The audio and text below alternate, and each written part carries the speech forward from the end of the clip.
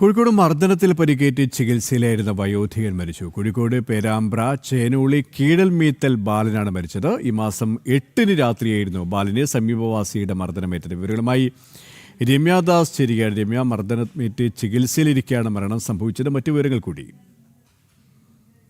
ഈ മർദ്ദനത്തിൽ പരിക്കേറ്റ് ചികിത്സയിലായിരുന്ന ഈ കോഴിക്കോട് പേരാമ്പ്ര ചേനോളി കീഴ്മീത്തൽ ബാലനാണ് ഇന്ന് വൈകിട്ടോടുകൂടി മരിച്ചത്. 71 വയസ്സായിരുന്നു. ഈ മാസം 8-നായിരുന്നു ഇത്തരത്തിലൊരു സംഭവം ഉണ്ടാകുന്നത്. അതായത് ഈ മാസം 8-ന് രാത്രിയിലായിരുന്നു ഈ ബാലന് അയൽവാസിയുടെ മർദ്ദനമേക്കുന്നത്. അതായത് അതിന് ഈ 7-ാം തീയതി ബാലനും ഭാര്യയും വീട്ടിലില്ലാത്ത സമയത്ത് അയൽവാസിയായ വിനോദ് വീട്ടിനുള്ളിൽ പ്രവേശിച്ചത് ചോദ്യം ചെയ്തിരുന്നു.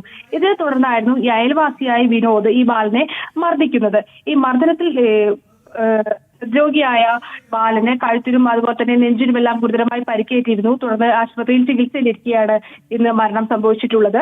വീട്ടിൽ അതിക്രമിച്ചു കയറിയതിനും അതുപോലെ തന്നെ മർദ്ദിച്ചതിനും അയൽവാസിയായ വിനോദിനെതിരെ പേരാമ്പ്ര പോലീസ് കേസെടുത്തിട്ടുമുണ്ട്. ശരി, രമ്യാദാസ് ആണ് കോഴിക്കോട് നിന്നും വിവരങ്ങൾ നൽകിയത്.